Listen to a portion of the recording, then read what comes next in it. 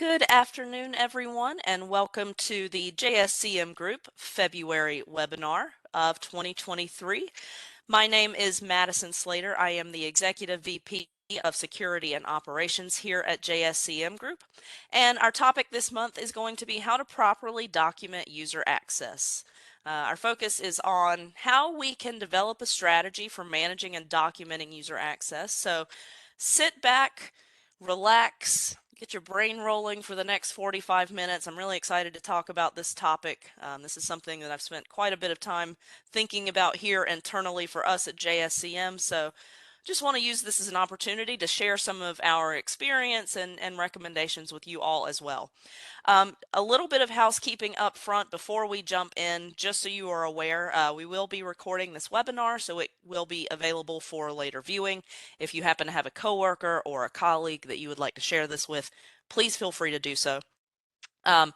Also, there is a Q&A option in your WebEx window. Please feel free to send over any questions. I'll be happy to answer those at the end. Any and all questions are welcome, and we will get to those once we get through the majority of our content. So let's go ahead and get started. Now, one of the things that we are doing this year for 2023 is we're taking a different approach for our webinars. In the past, we've done, sort of different topics, different focuses, but one of the things that we wanted to do with this year is to try and tie these things together, to try and figure out how we can bring a little bit more consistency into our environments and the security that we are dealing with by tackling a different topic each month. So in January, our previous month, we discussed third-party risk management standards.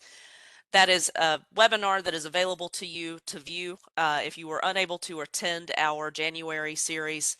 I think we had a really good conversation going and definitely have had some great follow-up conversations with some of our clients. Here for February, we are going to be discussing how to properly document user access. So let's get into it. One of the things that I'm wanting to do is to ask a question, because I think that asking the question is a great jumping off point for us as far as being able to have the conversation. So our question this month is, do you, whether you are in IT or at an administrative level, executive, management, anything like that, do you know what access your employees have to company data?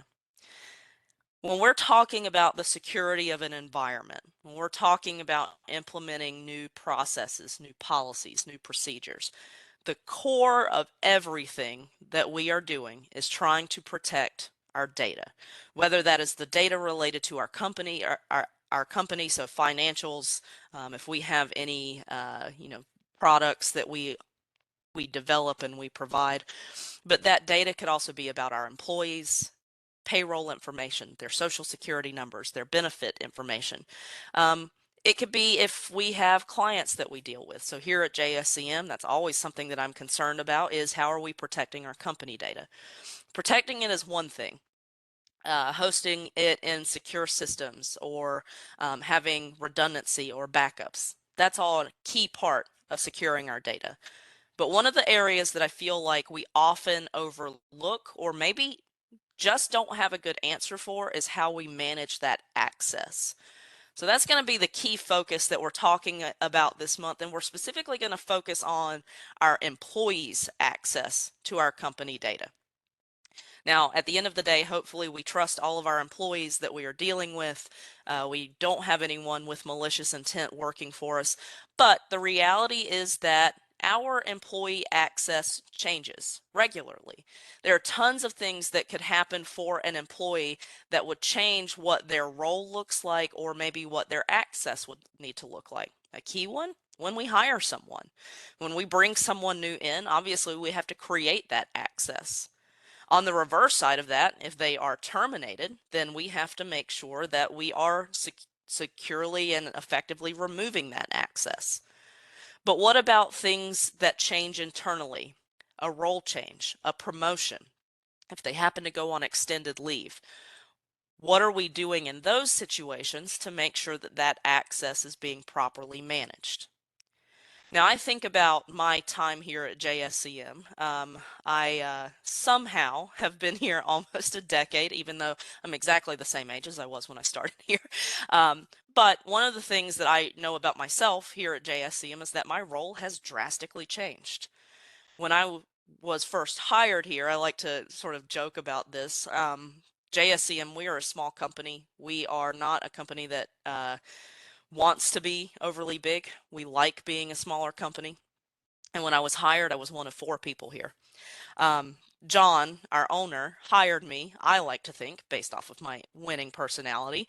Um, because it was a small company, he had a couple of things that he needed my role to do, but it was also definitely one of these things that was going to change over time. That was very apparent up front. So looking at where I am now, almost a decade later, my access, my role itself has drastically changed over the course of that time. I went from just coordinating our service team, making sure that tickets were answered, making sure that our engineers were assigned tickets and scheduled, to now being over all of our operations and having multiple people that now report to me and rely on me for my focus and my experience. Throughout the course of that, my needs changed as far as what I needed to have access to. So one of the things that I think often happens is that when we're dealing with user access, whether it's something big like hiring or a termination, or whether it's just internal changes, we don't always have a great way to handle that. So again, if we talk about this from the perspective of someone's course throughout the organization and throughout their tenure, our goal typically is that we don't have a lot of turnover for employees, right? Like I think that's every company's dream, and especially me as a manager, I want to make sure that our employees come in and they're happy and they want to stay here for a long time. I don't necessarily expect that this is going to be their lifelong career, but I do hope that they spend time here and that we have given them a place that they feel that they can really grow from a professional perspective. Most people, though, don't want to stay in the same position the whole time, right? So if I were still in the same position now as I was when I started here almost a decade ago, I probably wouldn't be as happy. I wouldn't be as fulfilled. So as we have employees grow inside of our organization, as they move up, as they receive promotions and decide what avenue they want to take, what we're doing is we're typically layering on top of that. You start out as one level, and so you've got your minimum level of access, and then the more responsibility you are given, the more access you are given as well. But where the issue starts to lie is that we maybe aren't keeping track of that the way that we should be, or specifically, we're not paying attention to how those things start to compound, how those things start to build on top of each other to the point that we have a serious security concern. Now, this concept is called privilege creep, and I actually really like this term. I don't like the concept itself, but I like this term because I think it is something that we all probably realize without ever having put official words to it. And specifically, what privilege creep is just the concept that permissions accumulate over time for an employee. Um, and that's fine if we are adding new privileges, but the issue is that they are often never reviewed and never addressed as far as, well, do you still need that access? That increase in privilege makes those individuals a higher target. So think of it from this perspective. So let's say that we have someone that we hire into our organization, going back to the previous diagram. We hire them as our system administrator. So this person is going to come in and they're going to manage our servers and our endpoints, and they're going to make sure that our internal system is operating effectively. This person's really motivated. They are a great fit for our company, so as time goes on, we continue to give them more privileges and we give them more responsibility. And this in turn leads to them getting promotions internally to growing in their role. What happens when that person eventually becomes the department lead? The question that we have to ask ourselves is, does that person still need the domain admin credentials that they had when they started? Well, back then it made sense because they were logging into our servers, they were doing updates, they were managing user accounts. Now they oversee the department, and they're not really doing the technical stuff anymore. They are making sure that the department is running smoothly. So that privilege creep is real, because a lot of times what will happen is that as that person has grown, their privileges were not changed. It is just as important to take away privileges as someone moves in an organization as it is to add privileges. As roles change, our privileges also need to change. And it shouldn't necessarily be a layered approach. Just because you started your job with one level doesn't mean that if you have even moved departments, you should still have that. So if and maybe that's the more clear example, if you have someone that comes in and they start out in as an office administrator, and they, throughout the course of their career, start showing more focus in human resources. They go to school, they get a degree, and they officially internally get promoted to human resources. Well, does that person that is now managing that side still need access to the CEO's calendar? Probably not. So privilege creep can happen in a lot of ways, and the reality is that oftentimes we don't have a way to identify when that's occurring and when we need to be removing that. When it comes to our security and user access, usually the first part of this is that we're trying to identify our crown jewels. We're trying to identify the areas of our organization, of our business, that include our data. Again, whether that's internal data, whether that's employee data, whether that's client information, whatever it is. And what of those areas, if impacted, would impact our operations, our ability to provide our services, our ability to do the things day to day that our company is supposed to do. The crown jewels of our organization, these are the things that we need to be focused on when it comes to user access. Now, your organization's crown jewels could be very different than mine. So here at JSEM, we've done a lot over the last several years to not have a lot of our data in-house. Specifically, I have been trying to build it so that if this building loses power, if our internet goes out, we can still operate as an organization, because we have a lot of clients that rely on us to be able to provide them support. So we've done a lot as a company over the years to make sure that our data isn't necessarily here at our office. That data, though, is still important. So even though we moved our email to 365, it's still our data. It's still a valuable piece of our organization. So for me, our crown jewels, while they may be cloud-based in a lot of ways, still contain our confidential information and our key information for operating our business. So our crown jewels may be a little bit different. You might have an in-house application or database that you rely on to run your business. A lot of us are going to have consistent things. We can talk about things like Active Directory. A lot of times that's first of all what's creating our accounts in most situations, but maybe that's what's also then syncing to 365 to create our user accounts or our email accounts there. Maybe that's tied into our CRM program because it allows us to do that authentication by pass-through. A lot of us, again, email, that's going to be a key one. There are going to be a lot of systems out there that we might have that are very similar between all of us here on this webinar. But then your organization might have very specific things that you use that not a lot of other people use. One of the big things here that I could think about that would be one of our crown jewels is we use a password management system. We use 1Password here. 1Password provides everyone their own password management vault, but we also have vaults that include our client passwords and our internal sysadmin passwords. So that's one of our crown jewels. Identifying those is always going to be a key thing when we're talking about user access. When we're talking about this ability to manage user access, that's often where we need to start.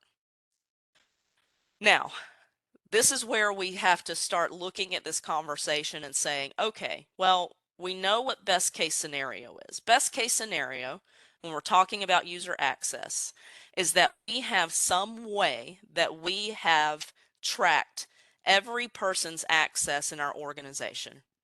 the accounts that they have, the systems that they have access to. Again, all tying back to the specifically focusing on systems that have our company data. That's our ultimate goal. But let's also face it, it's impossible to do that by sitting down one afternoon and saying, okay, I'm going to create a list of all of our systems, and I'm going to start creating a list of all of the employees that we have, and I'm going to create a spreadsheet or a checklist or whatever it is for everything that we currently have in place and all the employee access that we have. Depending on the size of your organization, that could be a massive undertaking. I decided to do this for us several years ago, and it took me a couple of months. And again, we are a small company. We don't have a ton of employees. So we have to be able to start somewhere. One of the things that I try to tell our clients, or just people in general, when they feel the need to or desire to ask me about security, is how we improve. And I am a strong believer, both in my career and my professional life, we can't achieve perfection. All we're trying to do is improve. We're trying to be better tomorrow than we were today.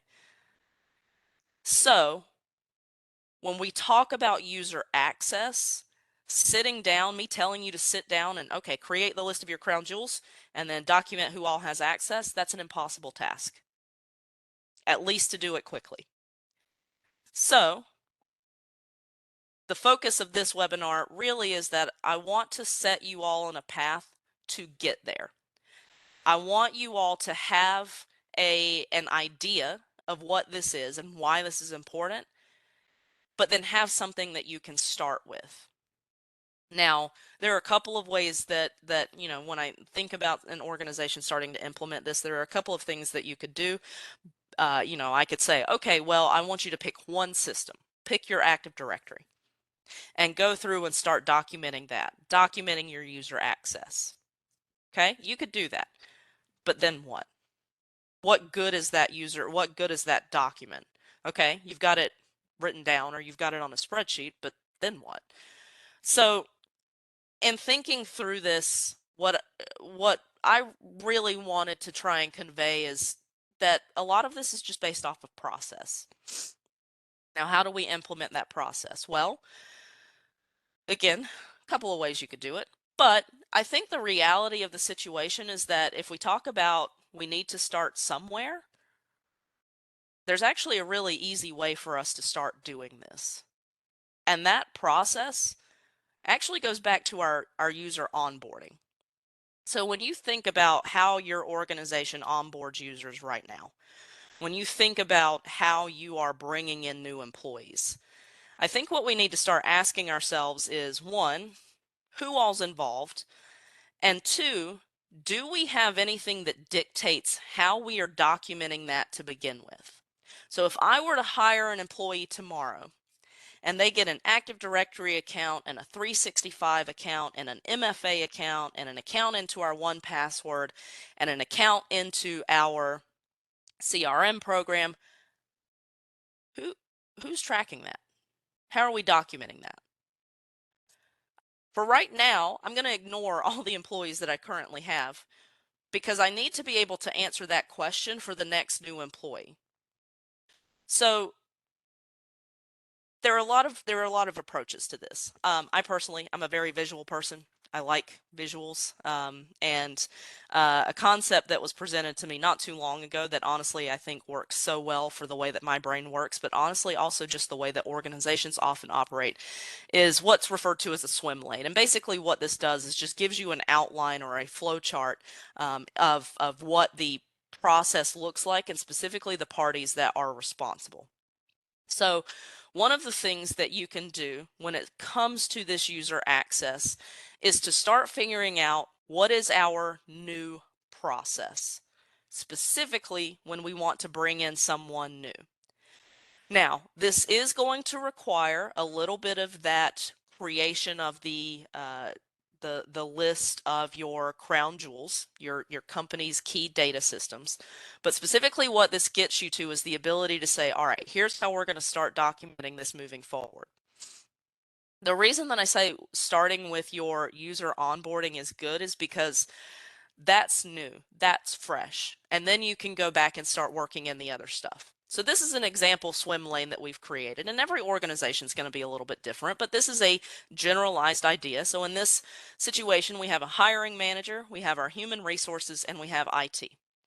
And the purpose of this is to diagram or to display what are we doing when a new user is hired. Now, a lot of this, when we talk about user access, it is actual documentation.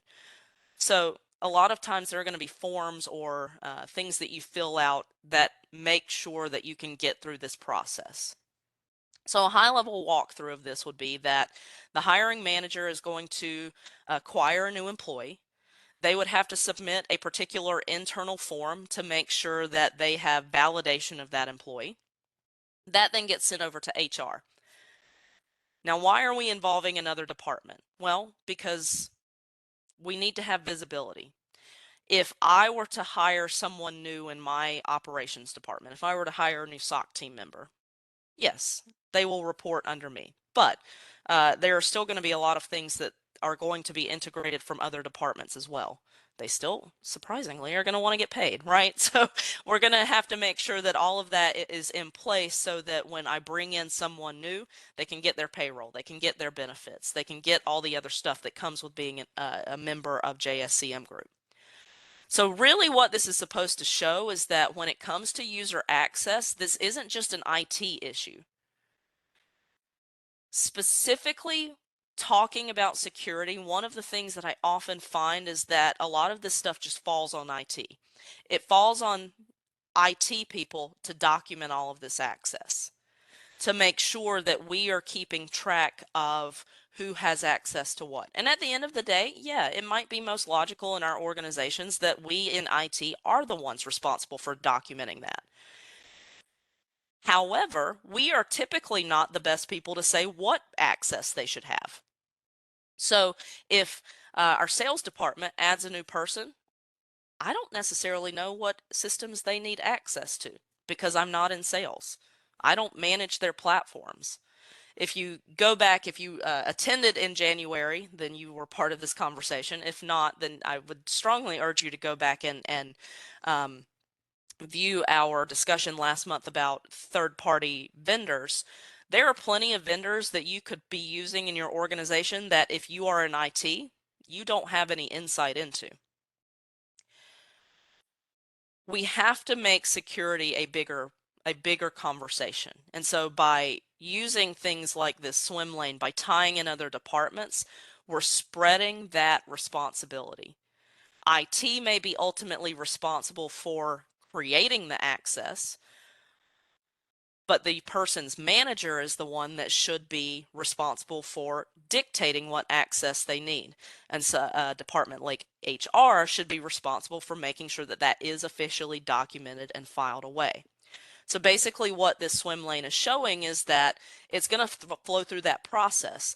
HR will get alerted to the new employee. They're going to send over the information to IT. IT's gonna to say, hey, we've got a new employee starting. IT could have some sort of form that they're gonna need filled out, so they send that back to the hiring manager and say, hey, could you fill this out? Tell me what access they need. Hiring manager fills that out, sends it to IT and says, here you go. Here's their role. Here's what access they need. Please grant them this. IT, being technical, they're going to set that up. They're going to set up their user account, their email address. If there's a platform that IT manages, they can set all of that up. And then they send it back to HR. Why? Because HR is now responsible for filing that away. When we talk about user access, truly the only way to get to our end goal, to get to the point where we do know what access everyone has, is to start the process by involving other people. Involving the people who should have the say in what access they do have. Involving the people who should be ultimately documenting it, because if I in IT am the only one that knows what access they have, what if I leave? What if my department is out on a cruise? Not that we'd go on cruises as a department, but maybe we're out of the office. Then what do we do? By having that centrally documented, there is an easier way for us to go back through that. Once we can figure out what that new hire process looks like, once we can start to get people on the same page and we can start to figure out what's important, what type of information are we going to need to document, what systems are we truly caring about, then we can move forward. Because again, hiring is not the only time that we should be managing someone's access. We also need to be able to prevent that creep, that privilege creep that can sneak up on us when someone simply changes. So we also need to have processes in place for that. Could be very similar.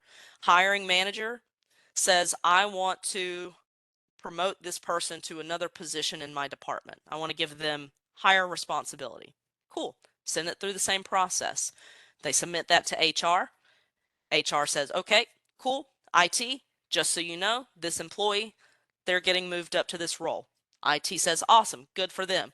Hiring manager, could you refill out this access form? With this new role, what access do they need? Hiring manager says, yep, sure, here, this is all the new stuff they need. Goes back to IT, and now, to prevent the creep, IT can set up their new access while also removing the old access that they no longer need. And same thing, they send it back to HR and say, hey, HR, I'm done setting it up. Here's the document so you can file it away. So now we know what access this person has. Documentation is key when we're talking about user access. If you don't know how to get rid of it. You don't know how to change it. But again, we don't always know what systems that person might need access to. So by involving these other departments, by involving other people in the organization, we get a more robust view on what that person's access actually should be. Also, we're now creating some checks and balances in here because the manager might say, yep, I want this access. And IT says, okay, that's what you asked for. Here you go. Again, IT shouldn't really be the one that's always dictating what access that person has. So now it's on the record, right? Now it's filed away saying, yep, that person does have this access. So if something happens, we can go back in, pull that form that we created and say, yep, here we go. This is where we created it. Anytime there is a change, not just hiring, if we are moving someone internally, if their role is changing, if their responsibilities are changing, we need to be reanalyzing what access that person has. If we are not doing that, we end up with users that have way too much access that we don't know about. But again, we have to make this something that is organization wide because we do have systems that are in place that are not managed by IT. And so we have to have a process that requires the checks and balances of other departments to make sure that we know if that person leaves, here's what we had given them access to. Because the ultimate thing that we need to be aware of is if we have to offboard that person, if we are terminating their position, if they are resigning, we need to be able to go back in and unwind that. But we don't know what to unwind if we didn't document it in the first place. So if we offboard them, we're sort of just walking back through that. So our hiring manager says, hey, this person is resigning or I am terminating them on Friday. Heads up. They send that to HR because HR needs to know that we've got an employee that's leaving. HR says, okay, got it. They send this back to both the hiring manager and IT and say, this person is going to be terminated or they are leaving on Friday at 5 p.m. Here is the access that they currently have. And then from there, we can take that back. We can remove their accounts. We can get their equipment back because we've documented everything that that person has. So at the end of that process, we've completely unwound everything that we've done prior to that point in giving them access to our systems. There is a way to ultimately get to having all of your user access documented. And this is honestly just one example. This is one way that you could do it. But by starting at that onboarding process, by saying, okay, the next time we hire an employee, this is what we want to do. We're making improvement. We're not aiming for perfection immediately. We're making improvement. And we're going to say, all right, starting on this date, moving forward, this is our new process. And then we start to work back through it. And then we start, as we figure out these systems and as we have people change internally, that's when we go back and we start to hit those others. But by implementing it now, it at least gives you a pathway. The problem with so many security concepts, honestly, and this happens all the time in conversations that we have, is I don't know where to start. I I've got too much on my plate. I want to do that and I just don't have the time. And I get it. Trust me. I have a to-do list of things that I'll get to it. I don't know when that time is, but I will get to it. So I have to figure out how to make improvement in smaller ways. And honestly, I think starting at this onboarding process is a very simple way for us to get there. Now, one of the things that we are doing as part of this webinar series is trying to have this conversation, trying to bring to light some of these concepts and things that we're seeing, but we don't want to just say, all right, here's the problem, good luck. That's not fair. That's also not enjoyable. You guys would stop attending these webinars very quickly. So every month when we're doing these webinars, we are creating certain levels of content based off of the conversation that we're having. So for this month, there are 4 different things that we have created. Sorry, I'm getting a little click happy. This QR code, if you will scan this, this is going to give you access to 4 different things. So one is an example PowerPoint of the swim lanes. Do with that what you want, but at least it gives you a starting point. It gives you a way to show what that process would look like. If you're like me, it really helps to visualize that. And then you can put that in your policies and your documentation internally to say, here's this communication pathway. One of the other things that we have created is an associate transaction form. And really what that is, that would be for the hiring manager when they get ready to bring someone on. They fill that out and say, here's this new person that I want. Here's why I need them. And it just gives you a starting point for documentation as far as verifying or validating that new employee coming on board. The other thing that we've created is an IT system access form. So that would be that checklist. The hiring manager would fill that out and say, here's the systems that I want them to have access to. The IT manager or IT person then confirms, yep, set this up on blank date. The information in that system access, we've called it System 1, System 2, System 3. That's for you to fill out. That's for you to figure out what systems you have in place. If you want a starting point, think the big ones. Active Directory, email, if you've got MFA, if you've got a database, anything like that, start with those. And then the final thing that we've done, because where a lot of this now comes down to is our policies. So we've also provided you a user access policy template as a starting point. Now these are all very generic because it's ultimately going to be based off of what your organization's goals are, what access you need to document, what systems you have in place, but it at least gives you a starting point to get there. So feel free to grab those, do with them what you will. We, again, really just want to make sure that these webinars are providing you not just with the information, but with a starting point. The key thing when we are talking about user access, if you are someone on this webinar who is in IT, this has to be a conversation that is bigger than you and bigger than your department. So if you realize, yep, we have this need, our organization needs to have this, but I don't know where to start, send them a link to the webinar. But you have to be able to have that conversation. Like, I am happy to set up access here at JSCM. I manage a lot of that.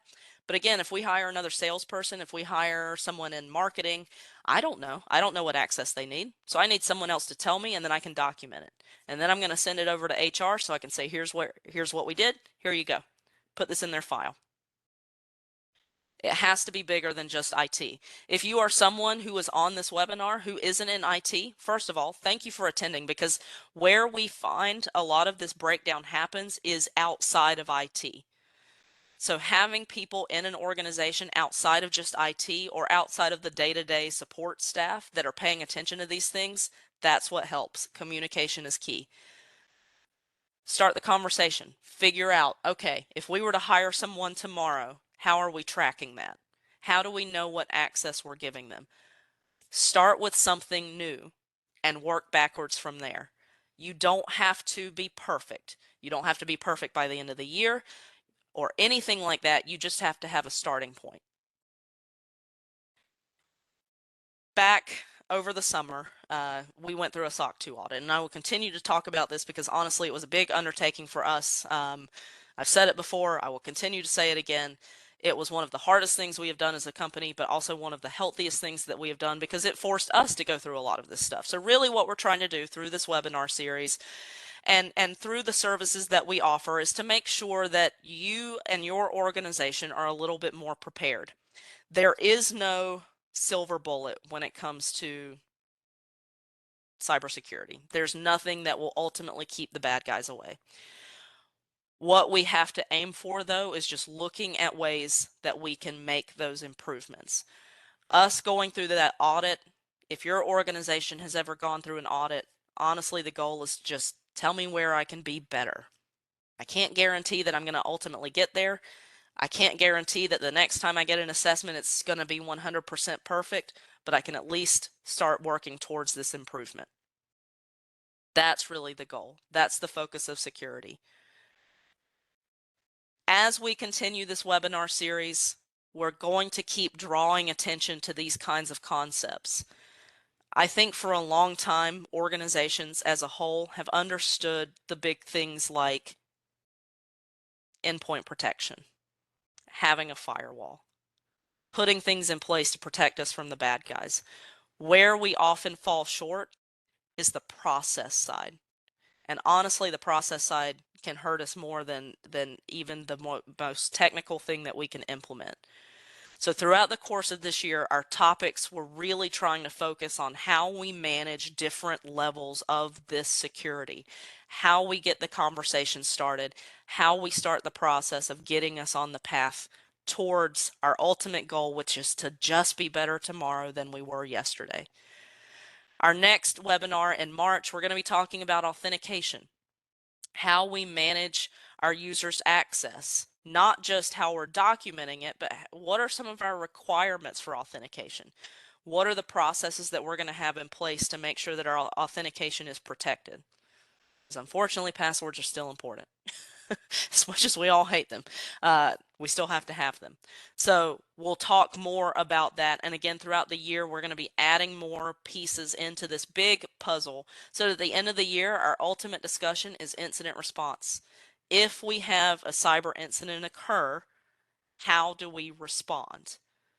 But if we are paying attention to these other things, when we get to that point, we should be in a better position than we were. Thank you all very much for attending this month. Hopefully this at least sparked some ideas or conversation starters for your organization. If you feel like your organization is already at a point where you are doing a decent job of documenting user access, wonderful. Review it. Go back through it.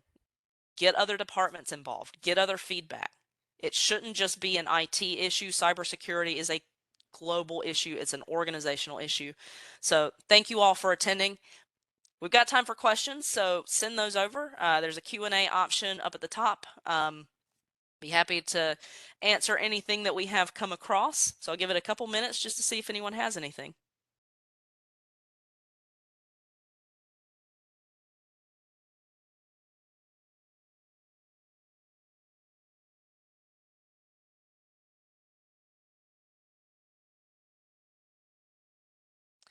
Not a question, but something I do want to throw in just in case anyone's typing. The policies that we're talking about, so having a policy is one thing, but again, just writing it down doesn't necessarily mean anything. So as we go throughout this year and we're talking about these policies, what you really should be focusing on is that these are policies that are implemented across your organization. Now that can happen in a couple of ways. So these could be policies that you are injecting into your employee manual, into your internal policy book. You might have different policies per department or broken out in different capacities. These policies for us, we have an information security policy manual. So it's separate from our employee manual, but it's its own piece, and this is where I'm referencing all of these things for us. There are plenty of different approaches to that. Again, every organization is going to be a little bit different, but not just having the policy itself is just the first piece. You do have to make sure that there's a way that in your organization that is being put out there so that people are aware. It's hard to hold people accountable if they don't know that the rule existed in the first place. So think through that too. Think about what that looks like for your organization. Are these things you're dumping into something that already exists, or is this an opportunity to create something new?